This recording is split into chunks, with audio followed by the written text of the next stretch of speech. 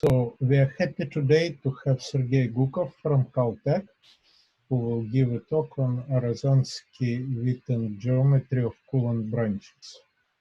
Okay, Sergei, go ahead. Well, thank you, Jan. Thank you, everyone, for coming. I hope you all are staying safe and doing well during this challenging times. So let me try to share my screen.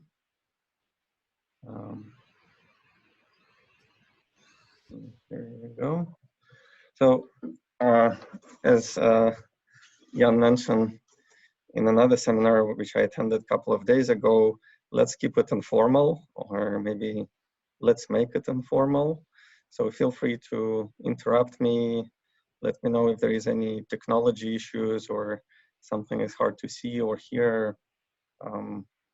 Yeah, this is not quite ideal environment, but most importantly, if there are any questions, let me know. I'll be happy to clarify or divert maybe in some other subjects. So the title of the talk is pretty much the same as the title of recent paper with these collaborators. Right, they involve young people, Huasheng, Jin, Hiraku Nakajima, Senyuk Park, Dupé, and Nikita Sepenko. So perhaps except for Hiraku, they're all fairly young. And this is in some sense continuation of our previous work, which shares Hiraku Nakajima and Dupé.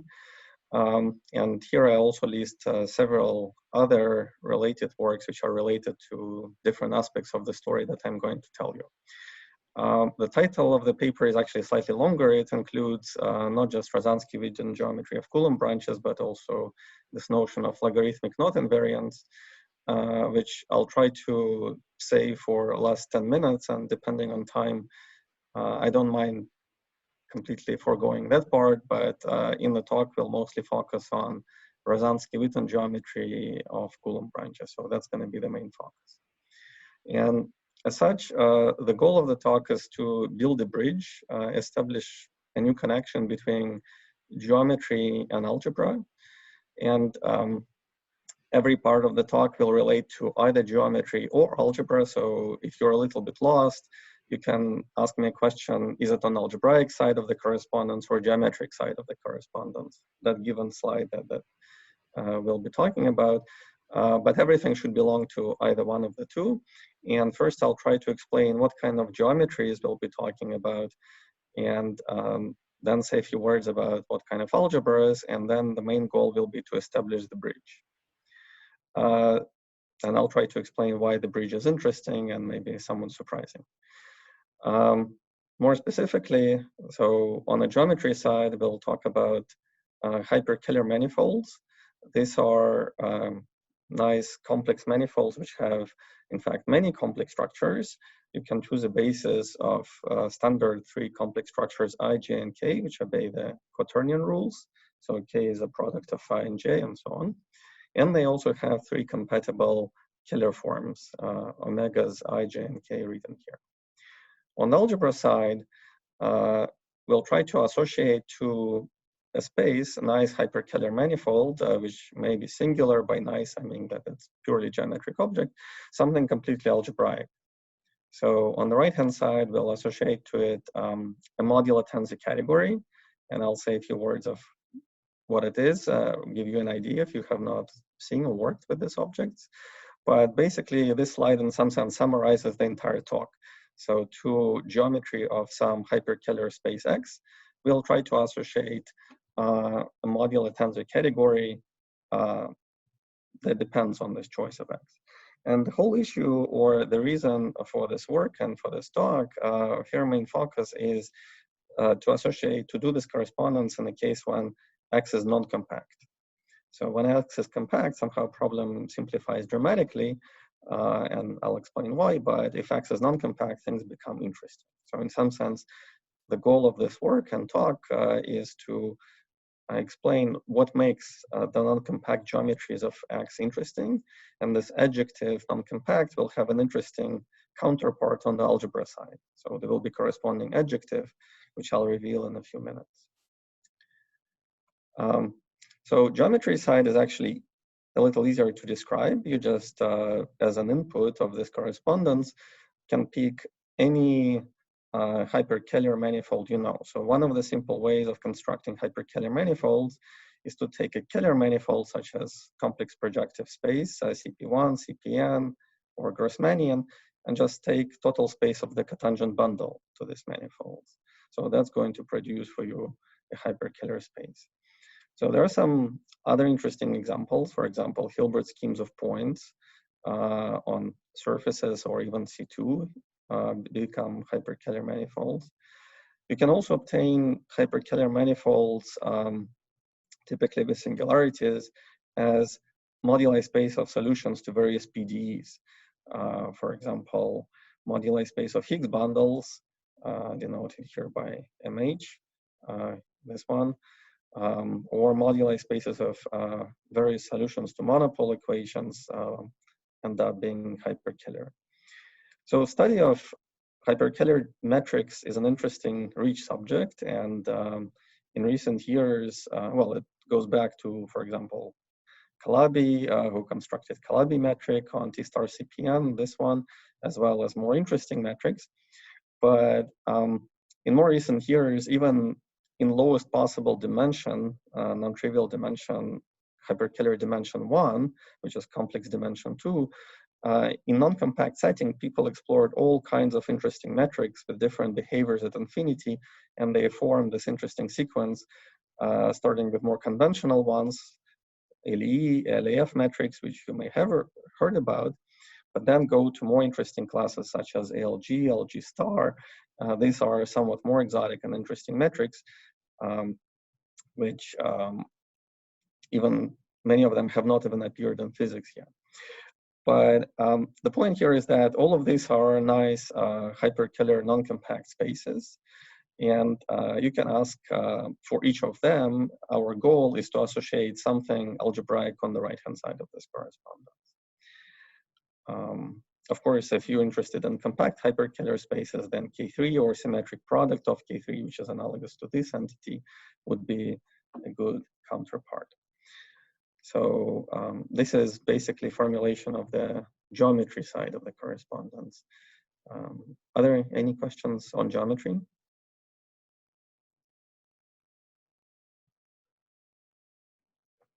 Feel free to interrupt me at any point or raise question. I don't think I can see chat here, so just unmute yourself. And again, let's keep it informal. Right. So on the algebra side, the object you should think about counterpart will be some sort of modular tensor category. What some sort means, I'll clarify as we go, but the starting point as a zero-order approximation, you can think just the traditional definition of a modular tensor category, sometimes just called modular category, for instance. The technical definition or explicit definition involves a category with a lot of structure, so it has to have tensor structure, braiding, and so on. And it may look somewhat intimidating if you see it for the first time, but it's actually not terribly complicated. It's just a structure plus certain relations or non-degeneracy conditions, which manifest themselves in many different ways. For instance, they show up in applications to quantum computing. Recently, they're popular for related reasons in condensed matter physics. But these applications also provide a nice way of summarizing the structure in way of pictures. One of them is presented here. So each simple object in modular tensor category, which by the definition, part of the definition has to be semi-simple, so it's basically specified by its simple objects, is a category with a braided structure. So for each simple object, you can imagine a strand, or strands are labeled by these simple objects, and they have the property that there is a functor that maps x tensor y to y tensor x, and that we represent as this braiding every time these strands cross each other. So that in some sense is illustration of this important braided structure, and that's part of the reason it's related to various other areas. So in those applications, the simple objects are usually called anyons. So if you want to impress your friends, you can talk about anyons and just keep in mind the simple objects in modular tensor category. Important part of this definition is that, that will be important to us, is that it's semi-simple. That means that there are no extensions and everything decomposes in direct sums. So that's in particular what part of the structure that we're going to relax later.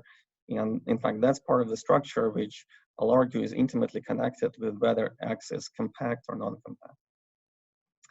But staying for a second with modular tensor categories for now, just traditional ones, you can ask why they're called modular. And part of the reason is that they come equipped with basically a representation of modular group SL2Z, which is generated by S and T elements. And such representation basically can be characterized by corresponding S and T matrices.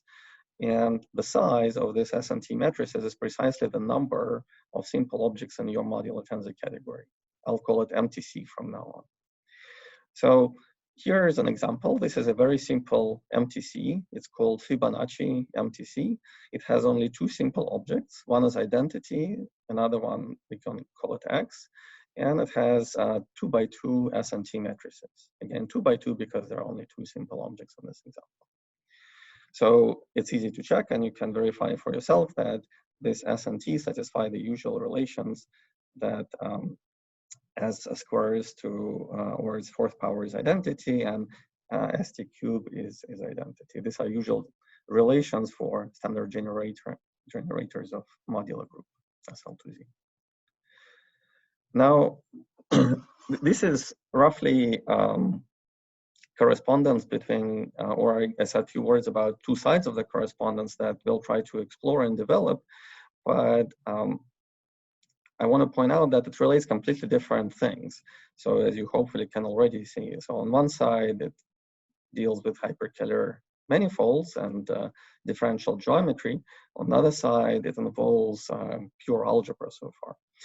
And now if you have a bridge, if you have some sort of correspondence, which I haven't told you yet, but it will come later, you can ask how interesting or non-trivial questions on one side can be translated or how they manifest on the other side of the correspondence. For instance, if you go further in the study of modular tensor categories and go to more advanced courses, you'll learn that they enjoy action of the Galois group. So there is a Galois action on modular tensor categories. So therefore, a natural question is to ask, how does it manifest geometrically? And to be honest, I never had a good intuitive understanding of Galois action on MCCs in my algebra courses, but part of the reason, at least I'm personally excited about this correspondence, is that somewhat sophisticated Galois action defined on the right-hand side becomes something very simple and intuitive on the geometric side of this correspondence. So let me say a few more words about modular tensor categories. Again, why they're called modular and why they're interesting. So why would somebody study these things? Of course, they're interesting for purpose of understanding this algebraic structure just on its own, but it also has interesting applications to topology. TQFT on the top of the slide refers to topological quantum field theory. That's topology. And to vertex algebras. These are infinite dimensional algebras on the bottom of the slide. In particular, modular tensor category often arises as a representation category of a rational vertex operator algebra. So a typical example is Katz-Moody or WSW model specified by simple group G and additional integer, this number K, it's called the level. So to every such group at the level, you can associate the vertex operator algebra, which plays an important role in various domains, but its representation category is basically modular tensor category. So MTC, you can think of it as a simpler shadow of a much richer and more complicated structure here.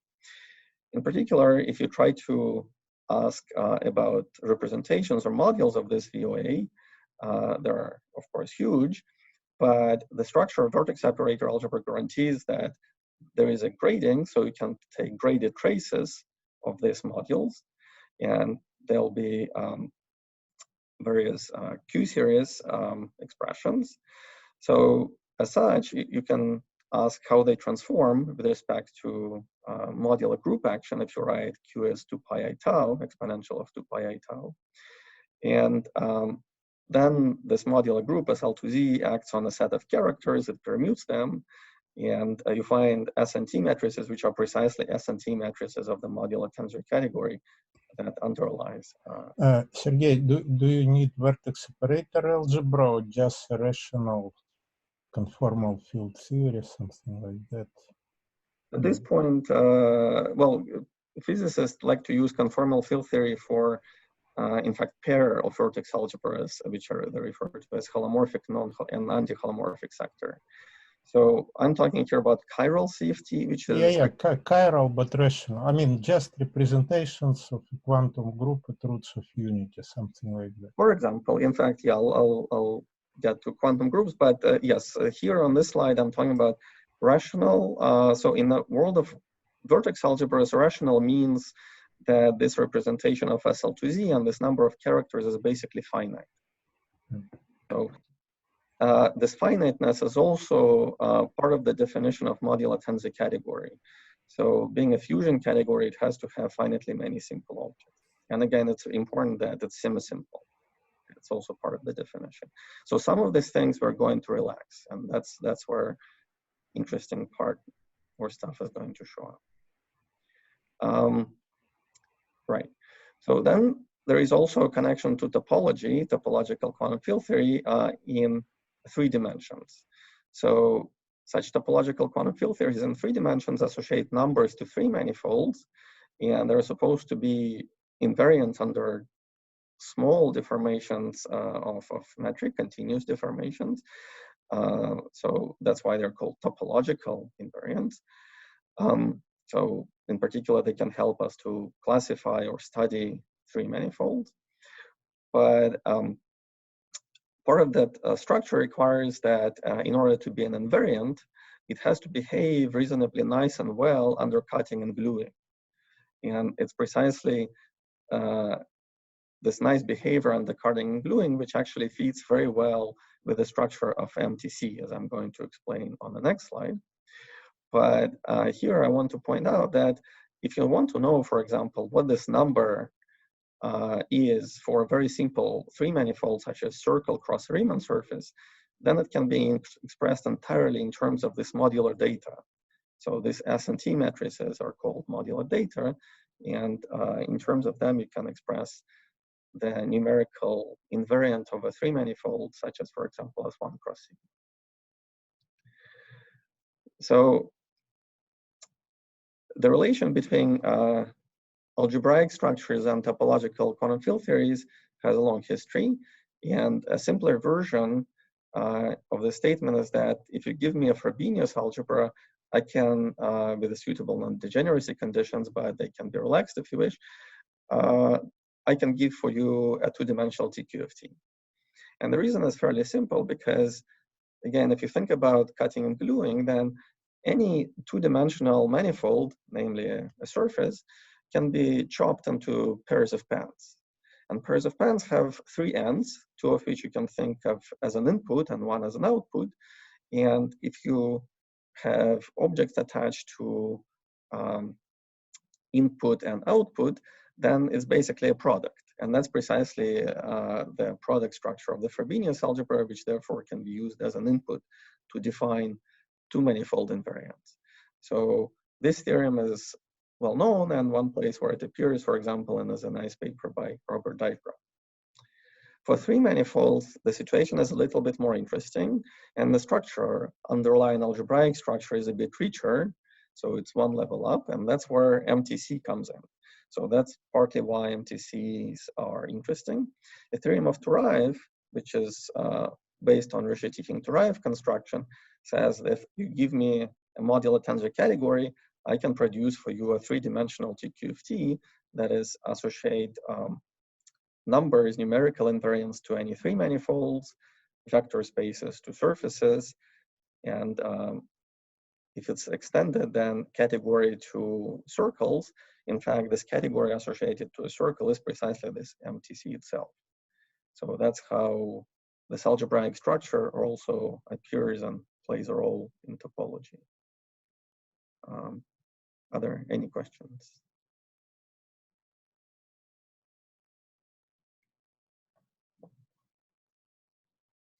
So for instance, a previous expression that I showed you in terms of S matrix that tells you the invariant force 1 cross Riemann surface, that formula is actually called Verlinde formula. It can be generalized to more general manifolds obtained by so-called plumbing construction. These are fairly general constructions of manifolds by surgeries, and simpler examples are obtained by surgeries on very simple knots, which are just unknots but linked together in such a chain. And then if you give me any such configuration, which also can be combinatorially represented by data of the graph, then there is a very simple formula in terms of this S and T matrices that tells you what the invariant of the manifold is. So I don't expect you to actually pay much attention to this formula, but what's important is that for those applications to topology, if you care, they're basically determined by the modular data, by S and T matrices. So modular data is in some sense most interesting part of modular tensor category. And at some point there was a conjecture that MTCs are even determined by modular data, namely you tell me S and T matrices and that determines MTC. Now we know that's not quite the case, but if you wish, this could be roughly a good approximation to thinking about what MTCs are like, what they like. They're just basically S and T matrices which realize modular SL2C group. Right. So now I want to upgrade the situation a little bit to more interesting cases, and our way into it will involve quantum groups. So suppose you study a quantum group, UQ.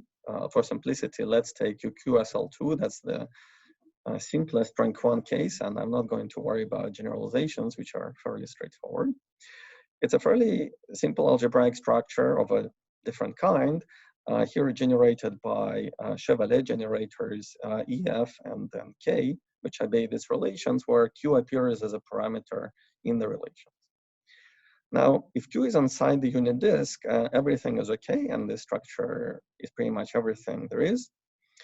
But interesting question is to consider what happens to the structure as Q, parameter Q, goes to root of unity. Then actually you have several interesting choices because, for instance, if Q goes to root of unity, some things will become degenerate. You may already see that there is a denominator here, and if you study representations of quantum groups, you'll see more general denominators. So then the question will become, what do you do? And there are actually several definitions of quantum groups at roots of unity that even carry different names. There is a Dick-Concini-Katz version of a quantum group that basically is probably the simplest version of quantum group at the root of unity, where you do nothing. You just try to take the most obvious thing that comes out in the limit. Then there is also so-called Lustig version of the quantum group, which includes additional generators. They're called divided powers. And that version is actually much better for certain representation theory questions. And then there is a third class, which is something also introduced by Lustig, and it occasionally goes by different names. I think Lustig himself called it finite, and more recently, these versions are usually called either baby or small versions of the quantum group. And I'll be interested in a version which often is called restricted quantum group. But again, this is pretty much the same thing as what people call baby or small quantum group. So you will not be interested in other Qs which have absolute value 1, which are not roots of unity. No, yes, we will not be interested. And even this is this example is actually not the main example for the talk. So I'll spend next 10 minutes on quantum groups. But if you don't like them, feel free to tune off, and I'll come back to geometry and our main thread. But here I use this particular version just to motivate certain generalization of modular tensor categories. And again, please feel free to ask a question at every point. So these are the same relations from the previous slide. There are 3 Chevalier generators, E, F, and K. Nothing happened here, except that now I want to look a little bit more closely when Q is even root of unity. So not only I require it to be primitive root of unity, I ask it to be of order 2 times P. P is an integer number, so that the order is even. If it was odd, typically people would call this object small quantum group, but when it's even, nowadays in the literature, most often it's called restricted quantum group. So then, if you look at these relations here, for example, conjugation by K on E and F spits out a factor of Q squared or Q minus 2, but if Q is even root of unity, what happens is that after some number of steps, you basically get back E or F itself. So that basically tells us that K to the power 2P is identity, because conjugation by it has to act as identity. And also these relations are consistent with imposing nilpotency conditions on E and F. That's another thing which is very easy to check. And this is basically this additional relations, so you impose them in addition to the relations you already had, is what makes a quantum group at the root of unity finite.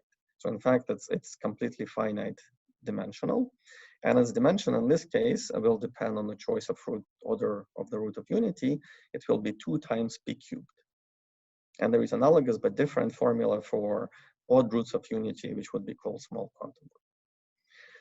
More interestingly, well, of course, its center is also finite dimensional. So in this case, it will be of dimension 3p minus 1 and grows linearly with p, with the order of root of unity. But something more interesting about it is that it actually carries representation of SL2Z. In other words, the center of this finite or restricted, if you wish, quantum group comes equipped with S and T matrices of size 3p minus 1.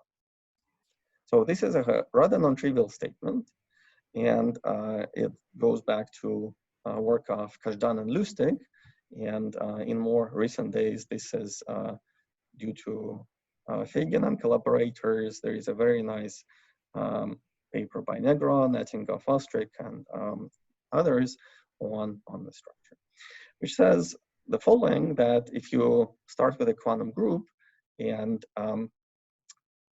take Q to be this even root of unity, there is SL2Z, 3p minus 1 dimensional SL2Z representation. And it's very similar to what we saw earlier, where we talked about Kac-Moody algebras and WTW models, except that this SL2Z representation, even though it's finite, it's not a representation of a rational conformal field theory or vertex operator algebra in a traditional sense. That one you can obtain if you take so-called semi-simplification of this representation, which means throwing out some of the modules of the corresponding vertex algebra or some elements here, and that makes this representation much, much smaller. So it becomes of dimension p minus 1, and that root of unity. And that's actually the same as Verlinde representation that we talked about. So when we say very often that Rushy-Tikhon-Turaev construction related to Chern-Simons theory and related to Verlinde algebra is a quantum group of root of unity, it actually involves 2 separate steps. One is that quantum group is taken to root of unity, that's step 1, but there is another step that people sometimes don't mention, and that relates non-semi-simple world here and the semi-simple world that we're most familiar with, or at least that's what often is discussed in the literature. So in both cases, you get modular tensor category and vertex operator algebra, so connection that I described earlier still stands, but if here we had originally semi-simple modular tensor category that was part of the definition, in this world, in this step before semi-simplification, as the name suggests, it's actually not semi-simple, and the corresponding vertex algebra is called logarithmic. So this is precisely the arena, the setting that we want to explore. And the claim is that this correspondence, when X is non-compact, will naturally lend us in a world of non-semi-simple tensor categories, which are tensor categories or representation categories for logarithmic vertex algebras. So there is these connections that I outlined before that are fairly well studied still stand, but now this takes us to pretty much modern developments in each of the subjects, because logarithmic VOAs are just being constructed as we speak. So the subject is, this is pretty much one of the cutting edges in study of vertex algebras to understand logarithmic VOAs. These are kind of cool, interesting things. They have characters which are not quite modular, that are mock modular and so on. In the world of MTCs, non-semi-simple is a generalization that leads to very interesting TQFTs. So this relation still works, but it's much more interesting and mysterious. And that's actually the main interest. These are the adjectives that are somewhat correlated with non-compactness of this X. And that's the actual motivation for what I'm going to tell you. Yeah, but from the perspective of representations of Kac-Moody, in your case, it's SL2 hat with the level something like P minus 2 or something like that. This construction of MTC, is it a problem? Like mathematically, usually you take like certain representations, yeah, with a fusion tensor product, it should be kind of mathematically, it should be well understood. Well, that's a good question, and that's why it's actually interesting, like I say, cutting edge of development. For example, here I presented for you the story for even root of unity, where at every step, everything is known. There is a modular tensor category, which is known before and after simplification, and vertex algebra is known before and after semi-simplification. If you ask analogous question for odd roots of unity, the corresponding VOA is actually not known, this logarithmic VOA.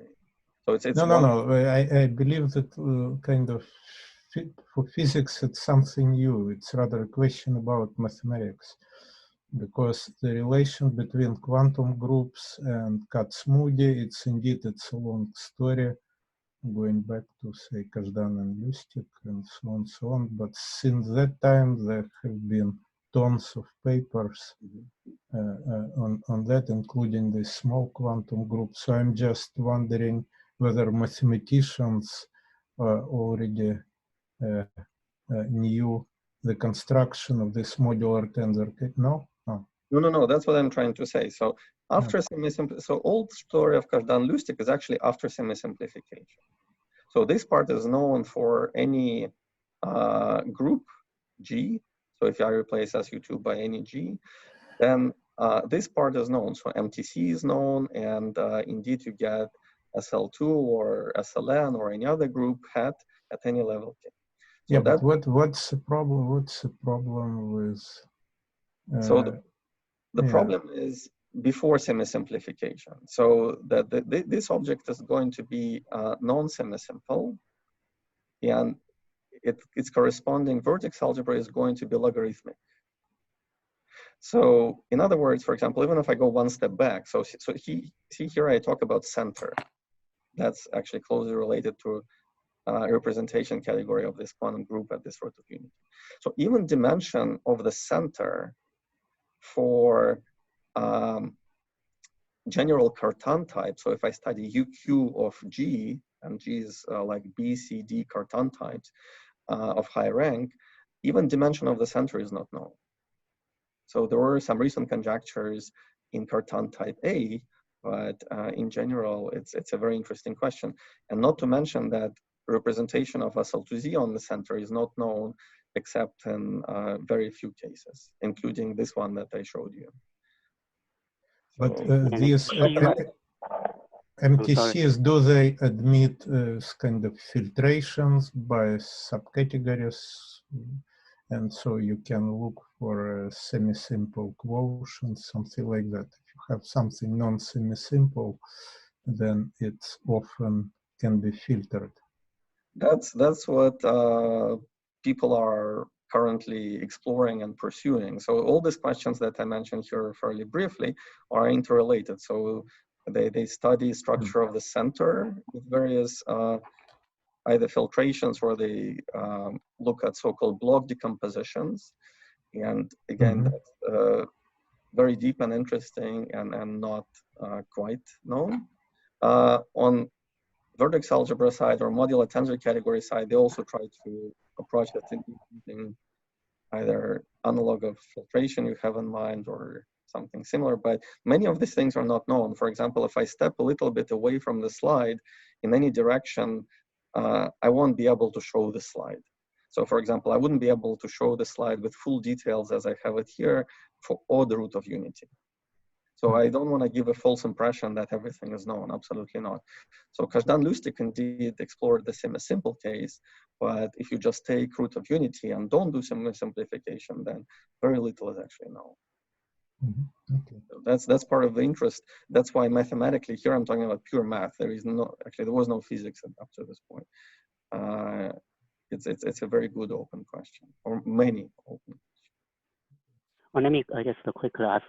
I thought recently there was some progress by Chiyu and Rich Hitchin on the centers of that small quantum group. Exactly, yeah. So that's right. So that's why it's, but again, that's what I mean by cutting edge research and modern developments. Yeah, there are very nice recent works by Roma Bezrukavnik, Ivana Lashovskaya, and yes, including the ones you mentioned. So those mostly establish some concrete results in Cartan type A, and hope is that soon there will be full picture maybe in other Cartan types, but it's very far from known. And for instance, this question about SL2Z representation, it actually has non-trivial structure and non-trivial decomposition into different pieces. It's not irreducible, it's actually reducible. So we don't even know this reducible pieces for SL3. So I have a conjecture, but I don't think it's written anywhere.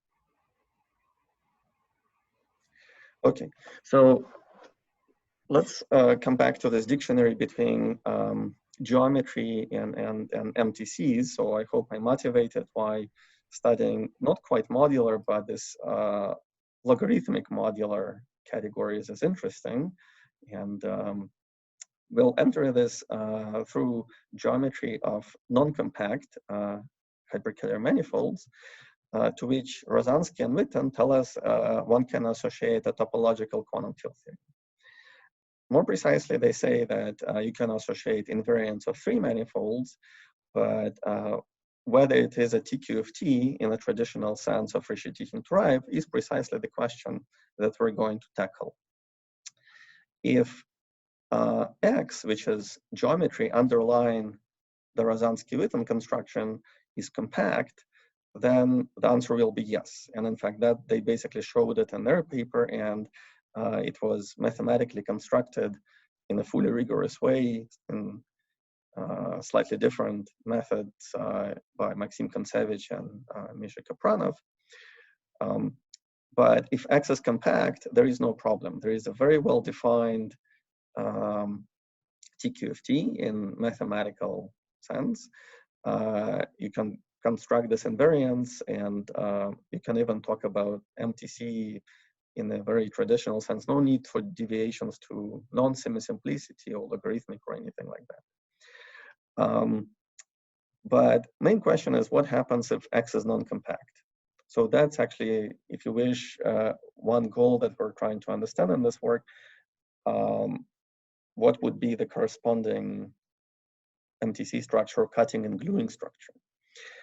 There were actually many works on this already, including those two by Kontsevich and Kapranov I mentioned. This is another nice paper that explicitly talks about category that this TQ of T, or if it is a TQ of T, should assign to codimension to objects like circles. So it talks about extended structure, but this category is basically derived category of coherent sheaves on your target.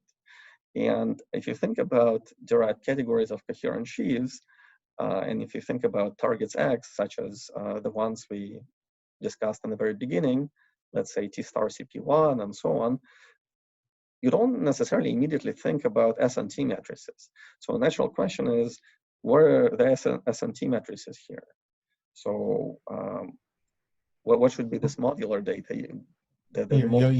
Your X is, say, Hyperkähler, so it has huge discrete symmetry group of autoequivalences. Yeah. So you can imagine that you can find S, T, and many other things.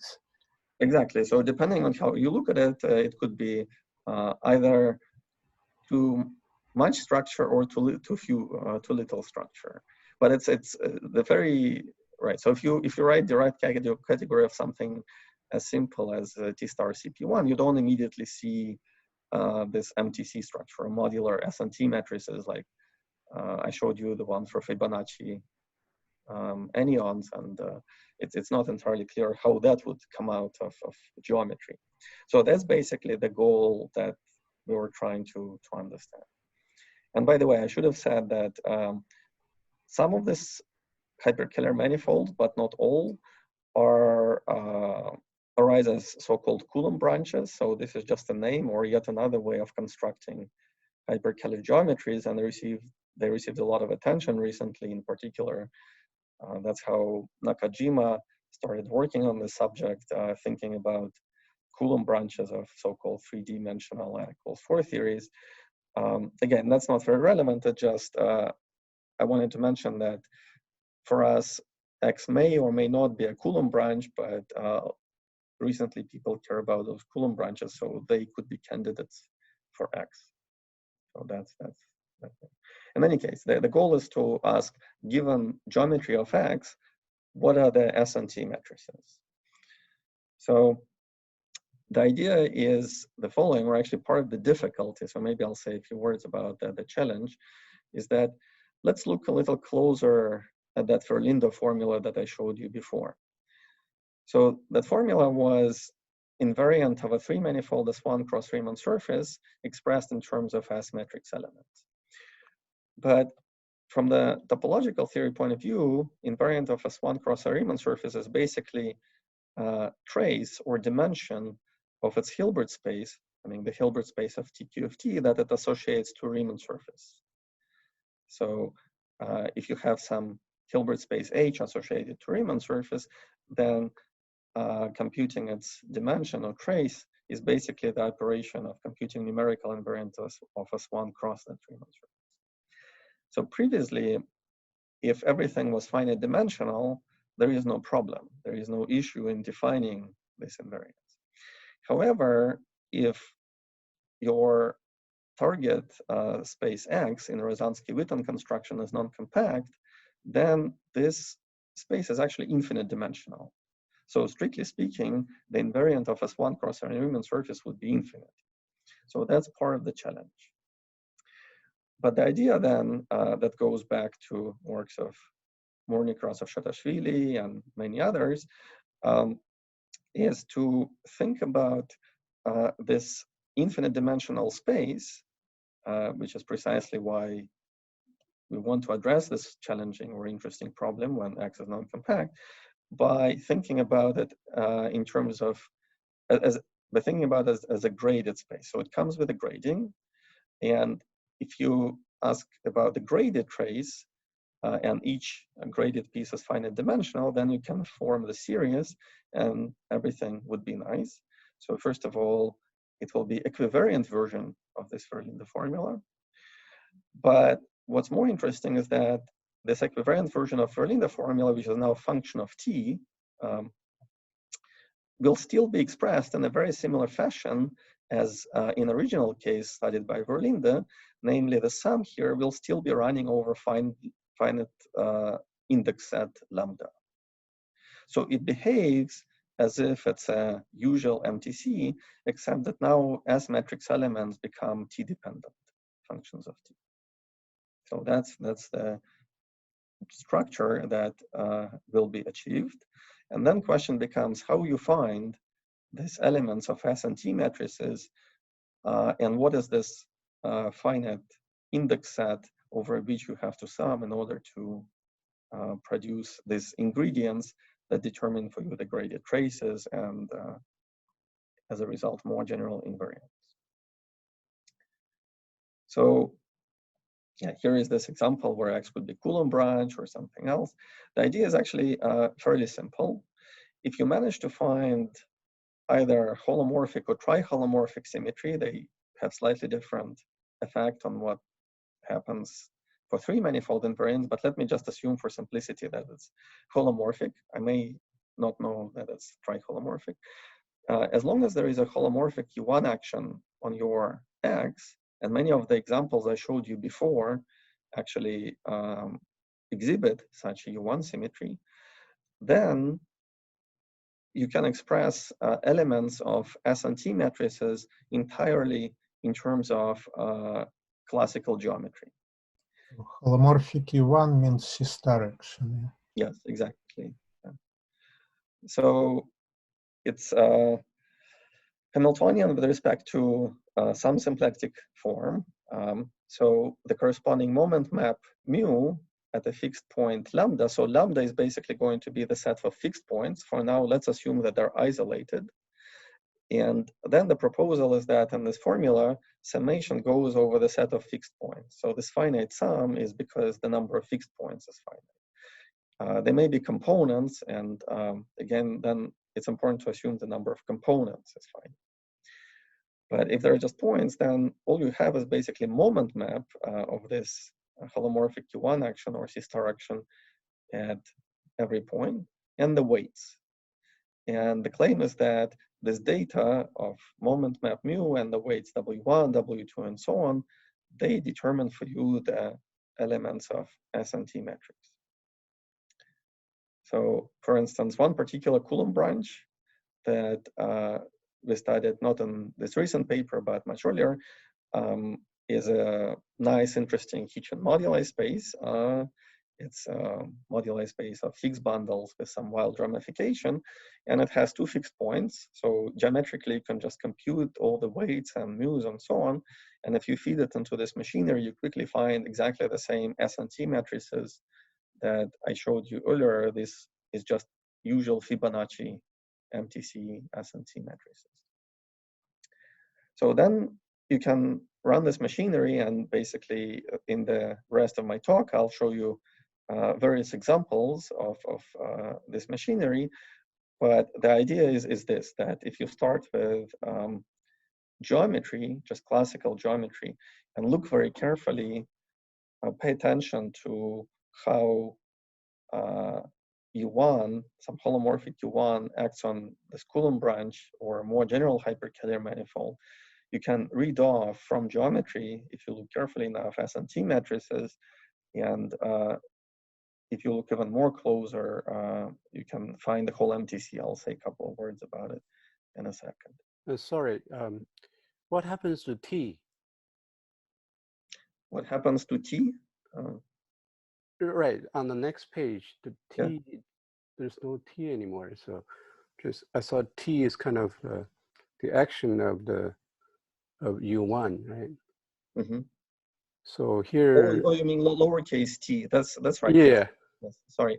So that's yes, that's a very good question. So I was planning to explain the kind of big picture, and that's why I didn't want to go too much into detail whether this U1 is holomorphic or triholomorphic. So the thing is, if you're interested in constructing invariants for general three manifold, then in the end of the day, you're supposed to set t equals 1. If your action is only holomorphic but not triholomorphic. And that's actually what's done here, or its close cousin, basically. You have to specialize t to value which would be completely consistent with full topological invariance on any three manifold. Okay. If you're working on a Swan cross Riemann surface, you can actually still have t. But whether you can keep T on a general three manifold depends on whether it's holomorphic or triholomorphic. And in this case, it was actually just holomorphic, not triholomorphic. So that's why we had to set it to think about set to 1, if you wish. Okay, thank you. Yeah, thank you. This is a very good question. And again, please don't hesitate to ask. Right, so I showed you how to, or gave an idea how to get S and T matrices from pure geometry this way. But as I pointed out before, MTC is not exactly determined by modular data, the S and T matrices. But at least in the world of TQFTs and in physics, that particular theory that I had on the previous slide is actually obtained by taking so-called four-dimensional n equals 2 theory on a circle across a three manifold. This is so-called twisted, topologically twisted, or Juris-Douglas theory on a one cross a three manifold. And if you view this as a three-dimensional TQFT on M3, then basically that's the MTC that this four-dimensional theory viewed as a three-dimensional TQFT associates to a circle. So you can think about, again, MTC of a Coulomb branch of this Juris-Douglas theory compactified on a circle. Right, so here I wanted to say a few words about analogous structures, which actually go back to various other developments earlier, such as 3D correspondence or gauge-beta correspondence studied by Nekrasov and Chatashvili. I think I can probably skip this slide and show a couple of more examples. So maybe that would be the right thing to do. So this fixed points on Higgs, on moduli spaces of Higgs bundles have been actively studied, and this is yet another active area of research. Just because geometry of Higgs bundles is very interesting, but yet manageable. So this is perfect balance of something that's non-trivial, but also something that you can actually compute easily. And there is a very nice paper by, again, a group of young people who worked out geometries of this Hyperkähler manifolds. And these are some pictures taken from their papers where all these points P1, P2, and so on are precisely these fixed points of holomorphic U1 action. So they were studying exactly the same problem. And now if you look carefully at weights and moment maps of this U1 action, you can try to read off algebraic data from geometry. So here is another example, or rather class of examples, where Hyperkähler manifold X is presented to you as, or in fact, in this case, it's not exactly Hyperkähler, but it's even better in some sense. It's a generalization of this method to Kähler manifolds, which is moduli space of n vortices for structure group UK. It's a Kähler quotient. So in this class, it depends on nk, so two integers. The space, when viewed as representation of un, is adjoint plus k copies of fundamental defining representation, enjoys U1 symmetry, which acts as a phase rotation as a C star on this adjoint factor. And in this case, you can run this machinery, and you find that if you think about this theory as TQFT on a two-dimensional Riemann surface across S1, then it's TQFT structure on a two-dimensional Riemann surface determined again by pair of pens, this Frobenius algebra structure that we talked about before, can be nicely expressed in terms of combinatorics. You, depending on K, draw a cube in a three-dimensional space of lambdas. So lambda 1, lambda 2, lambda 3 here are three labels which describe the states or elements in this Frobenius algebra. And their product is determined as follows. If a point lambda 1, lambda 2, lambda 3 happens to be inside this tetrahedron inscribed in this cube of size k, then the corresponding matrix element for this product is 1. And if it's outside, it's t to the power delta lambda, where delta lambda is the distance from the point lambda 1, lambda 2, lambda 3 inside this cube to the tetrahedron. So that would be the two-dimensional TQFT description of this equivariant Verlinde formula. It allows you to compute it very quickly. For example, this is the answer for S1 cross surface of genus 2, and it's a function of k, which was part of the input, as well as t. T is equivariant parameter for circle action.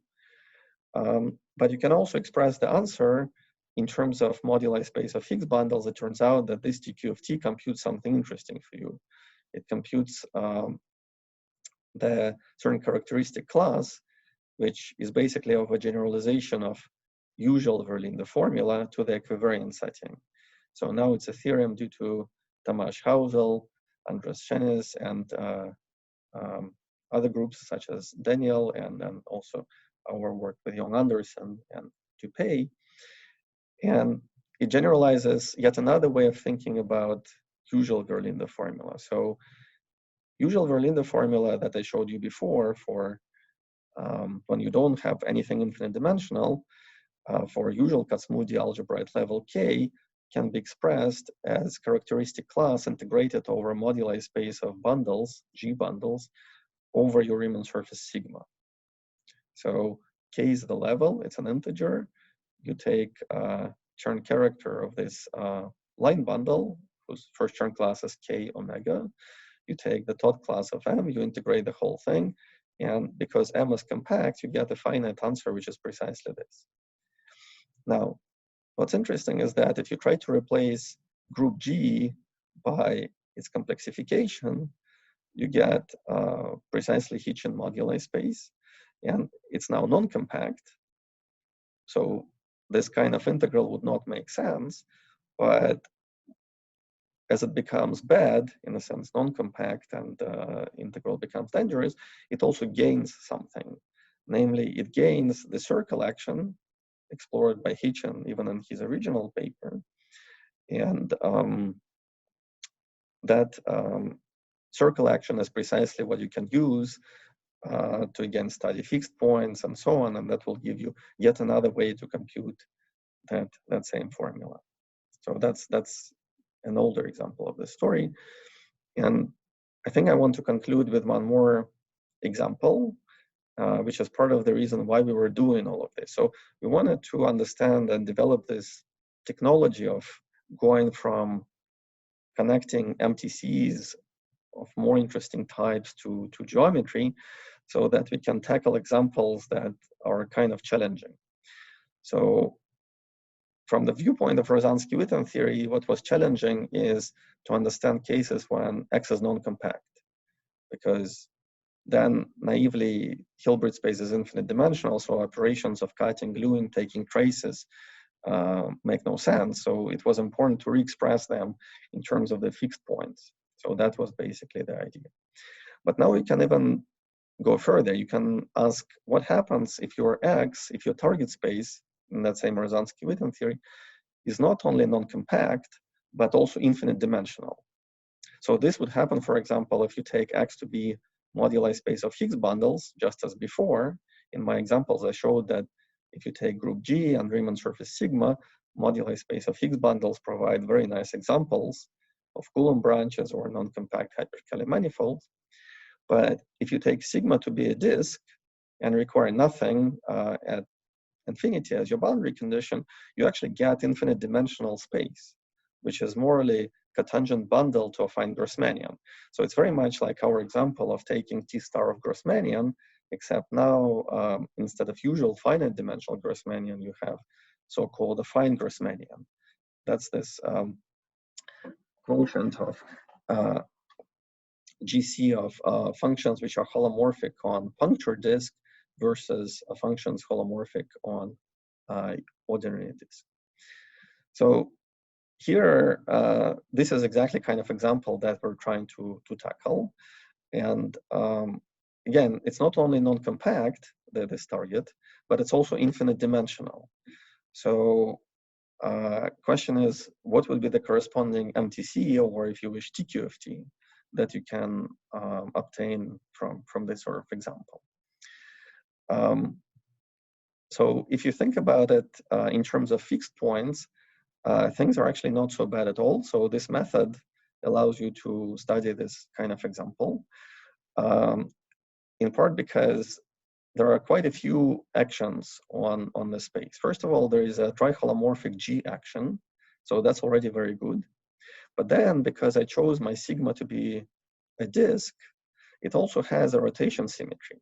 So apart from the previous variables that I call t and so on, we'll have another equivariant parameter associated with the rotation of this disk in this problem.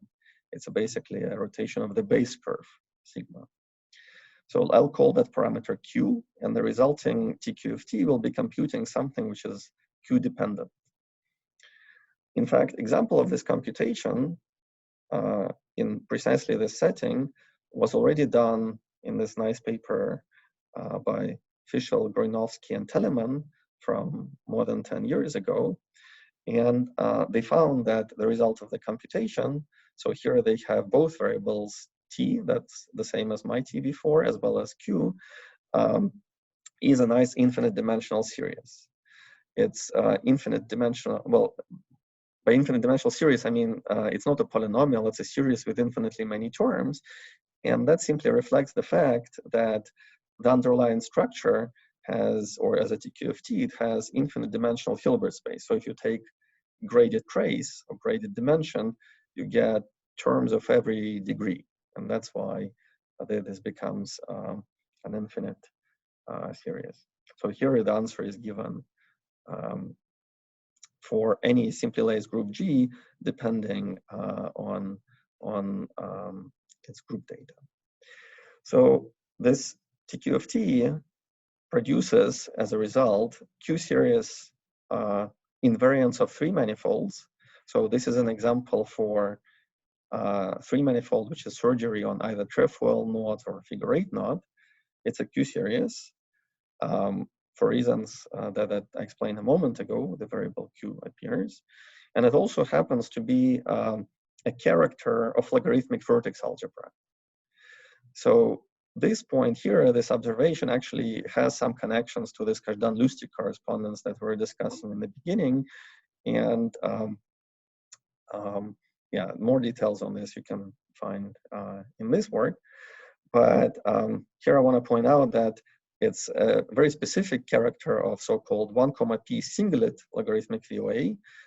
In world of logarithmic VOAs, there are several examples that have been constructed, and one of them is called a series of models labeled by P, called singlet VOAs. So here it comes out to be 42, and when Mike Friedman saw this version of the stock and bond, he immediately screamed that, well, 42 is the number that appears as the answer to the question of meaning of life in the Hitchhiker's Guide to the Galaxy. So here it's actually, in this example, the 42 appears for a rather simple reason. It's kind of still neat that it's 42, but it goes back to topology of the example I chose. If I chose some other example, it would still be some interesting kind of mock modular object, but not necessarily for p equals 42, or it would be a different logarithmic VOA. Well, still it's a bit interesting. So let me summarize, and I'll stop here. So in these exotic examples, like the one related to affine Grassmannian, what you get is actually an interesting version of Rozansky-Witten theory. There's this three-dimensional TQFT. It has been studied for developed kind of independently, and then already has a name. It's called Z-hat theory, which is TQFT that depends on some additional choices on your three manifold. And most importantly, it produces for you a Q series for a three manifold. So you can think about it as theory associated to quantum groups at generic Q, as we discussed earlier. You can also think about it as invariant that produces for you Q deformation of inverse derived torsion for any 3 manifold. If you work with not complements, it would be Q deformation of inverse Alexander polynomial, which is derived torsion for not complement. And it has relations to non-semi-simple modular tensor categories and logarithmic algebras, some of which I was able to show in this talk.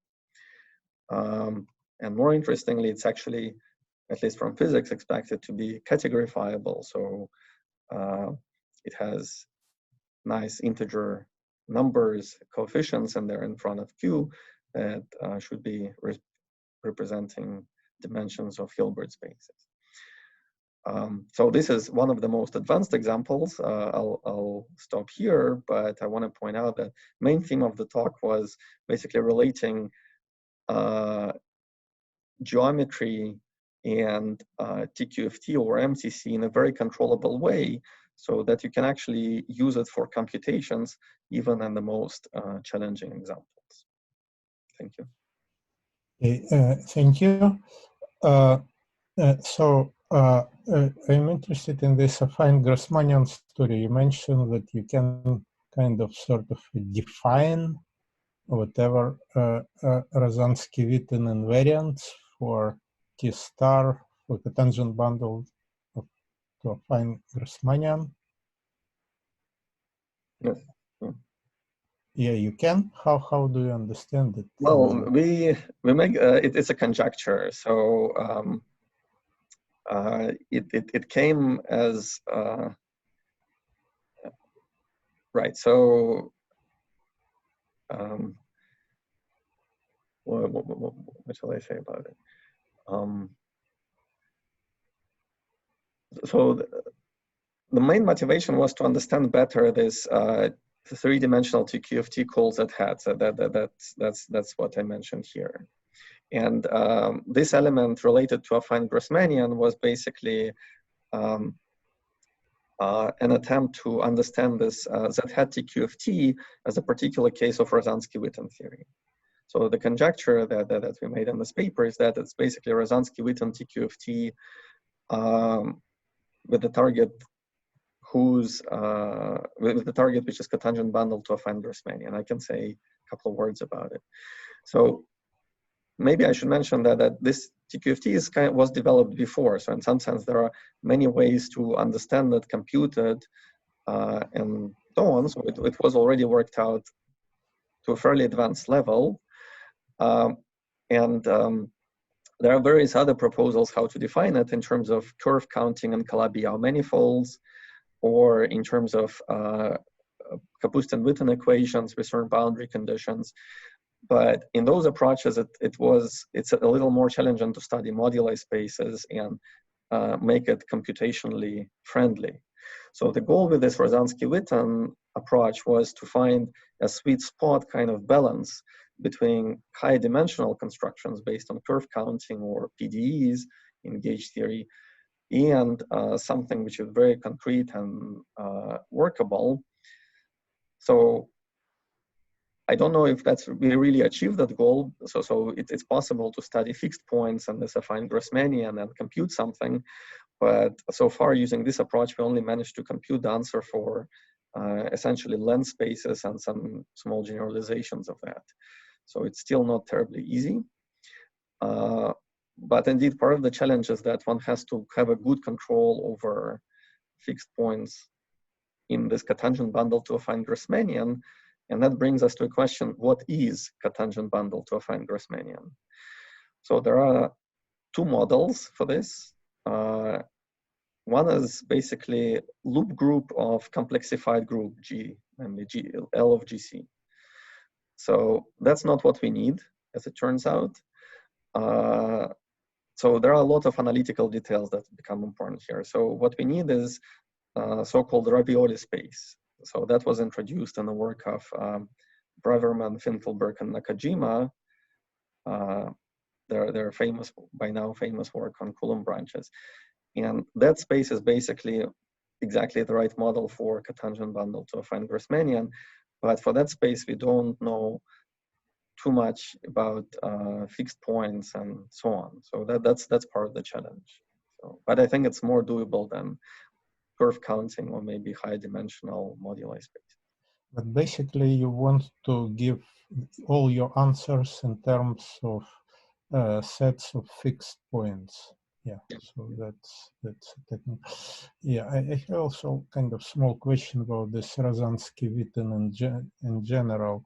If I remember this work of Kontsevich, which you mentioned, of course, he considered, I believe, some very simple three-dimensional things like homological spheres, I believe, and X was compact, but I remember that very little depended sort of on X.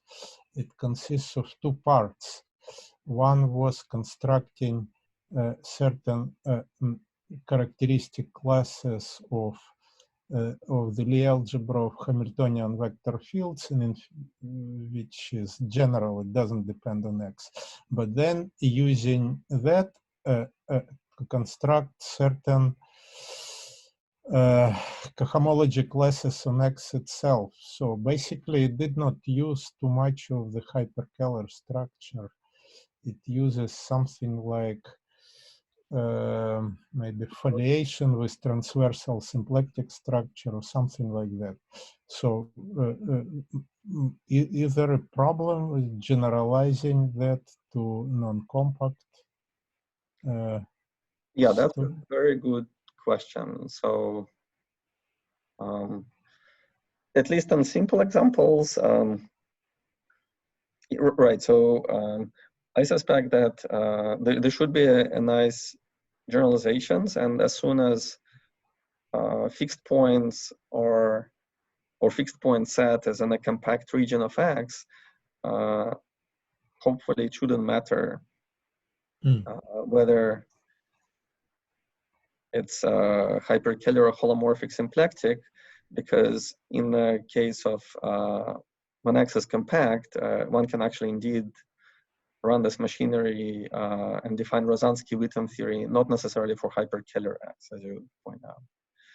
So I would expect that something similar should be true here, but it can be a little bit more delicate. So I don't know, that's a good question.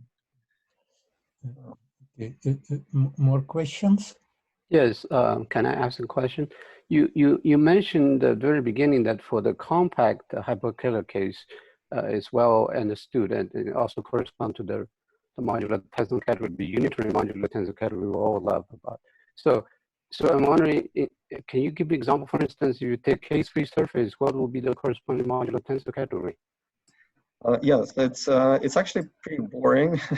That's part of the reason why we wanted to get something more interesting with non-compact examples. And even Rozansky and Witten in their paper make it clear that, or I think if you read the paper, that they basically suggest that non-compact examples should be more interesting because they connect the story to Donaldson invariance in 4 dimensions and use this reduction on the circle that I briefly mentioned. And they consider one example, which is a T-Hitchin space. That's one of these monopole moduli spaces that is non-compact. And even without all this technology of fixed points and so on, there are several places in the paper where they say, look, this is actually not legal to apply this to non-compact X, but let us try to do this anyway and see what we get. So you can sense from the paper that this is actually the right kind of interesting setting. Now, to answer your question, K3 case is also considered in their paper, in fact, and I can answer right away. So see, we want to have geometry and produce a SL2Z representation. So in this case, if X is compact, everything basically boils down to Hodge numbers. All you need to determine this SL2Z representation is essentially the Hodge diamond. So what will happen is that if you look at the Hodge diamond across by slicing it with diagonals, you'll see several copies of 2-dimensional representation of SL2Z and just as simple 1-dimensional representation of SL2Z. So in that case, the representation of SL2Z will be very simple and reducible and will boil down to just two-dimensional and one-dimensional. One-dimensional identity pieces don't do anything, but it will be basically copies of two-dimensional representation. I see. Okay. That's another reason why you can probably start seeing why, if X is compact, you won't get outside of the realm of these examples where you just play with finite dimensional SL2Z reps, which are a little too simple to reproduce, like Fibonacci anions or something that. I see. But you also mentioned that you can see from the geometry side, the Galois action, which is very important in modular tensor category. So can you say a few words about that? Yes, it's actually directly related to this question, which was asked before about this example. So, like I said, in this talk, I try to not stress very much the distinction between holomorphic and triholomorphic circle action, which is actually very important. If it's triholomorphic, you can keep your parameter t on any three manifold, and you don't have to specialize it to any value. Mm-hmm. But if your action is only holomorphic, then on three manifold of the form circle cross Riemann surface, you can use this parameter. But if you try to go to more general manifolds, you have to set it to something special. And what happens in this example is that something special means it has to be fifth root of unity. So you can see number 5 appearing all over the place. And if you go a little bit more carefully in analysis, and we explain this in this first paper with Nakajima, it's actually easy to see from geometry that this parameter t has to be fifth root of unity. So then what happens is that Galois action is basically this Galois group of the field of fifth root of unity. I mean, it's a cyclotomic field of generated by t. Okay. All right. Thank you. More questions? I just want to make sure the last, in this slide, you said this is in a quantum group case, that's the fifth root of unit instead of the 10th root of unit. I hope I don't misremember. I believe it's fifth. Yeah, it's odd root of unit instead of because earlier you were mentioning most of those cases that's corresponding to the even. Yeah, so I want to make sure that this t is not confused with a q. So q was like a quantum parameter, and it only showed up in the last slide when we talked about this affine Grossmanians and so on, and then quantum groups. But this t and the order of root of unity has no relation to discussion of quantum groups before. I see. When you mentioned that generalizing the MTC, and there are several restrictions. First, it has to be finite, and second, the semi-simplicity. So you want to drop the semi-simplicity, or you also want to drop the finiteness of the number of irreducibles? The reason we wanted to understand this dictionary between geometry and MTCs is precisely because we wanted to get in a world where, as you mentioned, both of these conditions can be relaxed. So we don't have necessarily finitely many simple objects. That's equivalent to saying that Hilbert space of TQ of T is infinite dimensional. So that's precisely why we need some kind of regularization or treat it equivalently by introducing this T or other variables. So that's already dropped. And many examples, not this one, but other ones, also don't have semi-simplicity, which was also lost. So indeed, if you work with non-compact targets, you very often find something which is not usual MTC for a number of reasons, and that involves infinitely many simple objects. So your Hilbert space is infinite dimensional, and semi-simplicity is also lost sometimes. Thank you very much. Yeah, Sergei, I also have a question about your last slide where you have this diagram, summarizing diagram. It has a vertex quantum groups at generic Q. Yeah.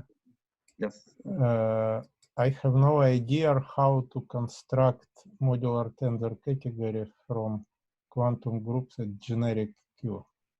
So neither do I, and that was part of the motivation for this approach. And in fact, that's precisely the motivation for developing this kind of funny, exotic TQFT called Z-hat.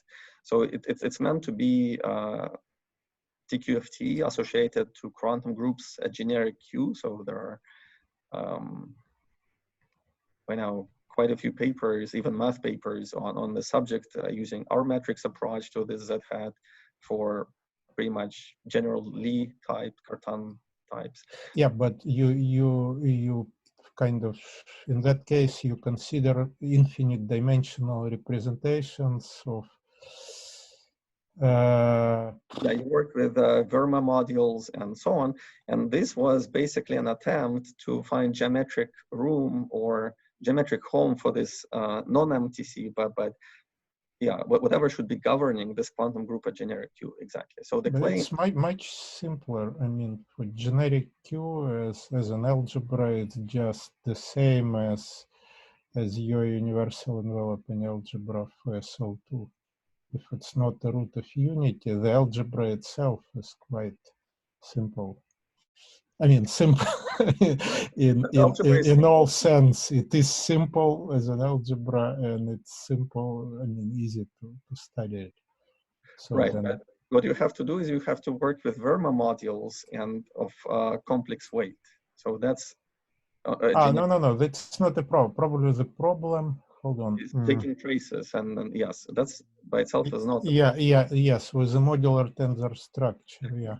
Exactly. The representation theory maybe it's not extremely difficult. Right.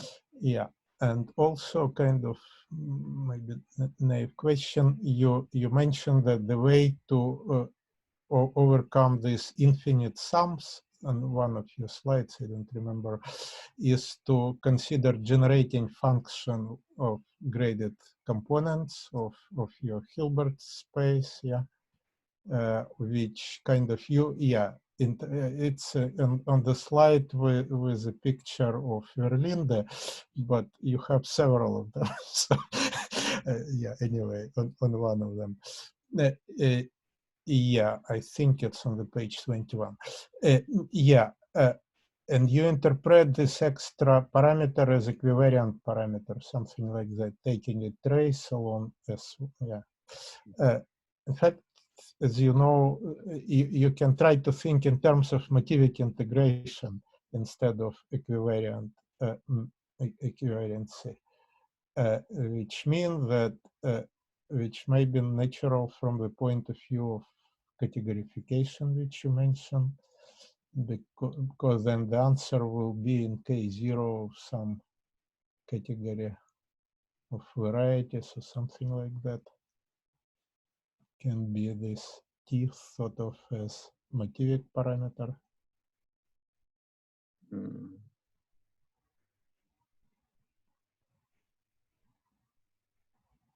Because motivic integration was designed more or less for the same reason, that you have, and also since you mentioned it's affine Grassmann, I mean, if you have something infinite dimensional, you regularize and multiply by some, and make a generating function.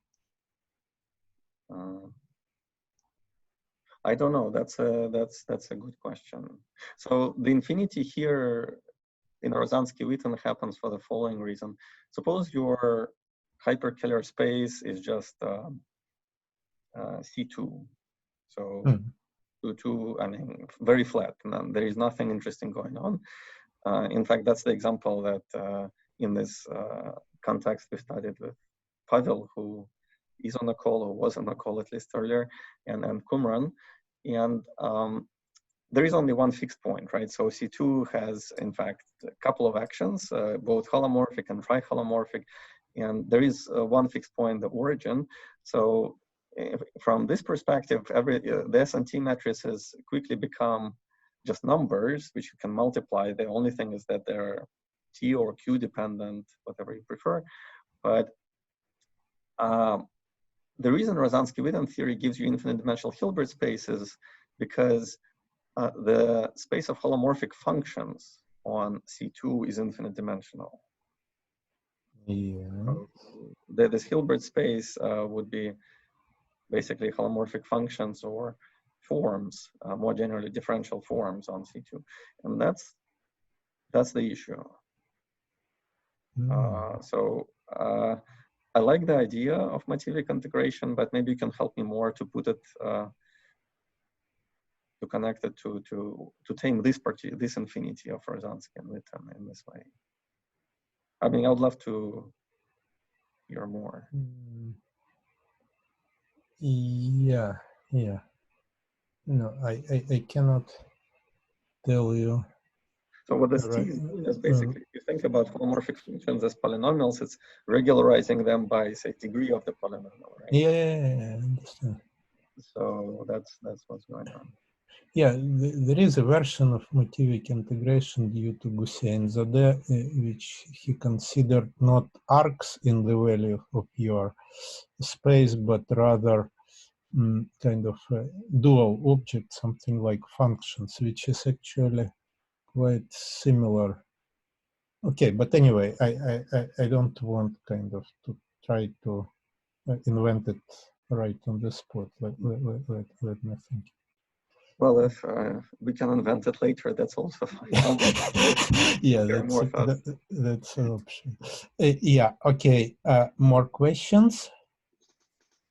I have a question about the 4D TQFT that you discussed at the end of your presentation. Yeah, very end, yes. Yeah. So I understand that this is related to 3D TQFT just by circle compactification. Yes. Is this 4D TQFT expected to be a topological twist of a supersymmetric four-dimensional theory? It's expected to be twist. It's expected to be controlled by so-called Hydes-Witten equations, which come from 5-dimensional TQFT, or from 5-dimensional supersymmetric theory. Sorry. But taking on a 4-manifold cross half line. But I have to say that this 4D structure is very little is known about it. For example, there are proposals for answers in simple cases, like for simple 3-manifold, you can propose what this 4D TQFT should give as a Floer homology, but it's really underexplored and very little is known. So I think most of effort so far was channeled to trying to understand this gadget, and then hope, of course, is to categorify, because that's what physics suggests, and that very little is known about the 4D one. Thank you. Okay, more questions? Well, if there are no more questions, let's thank Sergei for very interesting and stimulating talk. Thank you. Well, thank you guys, and stay safe.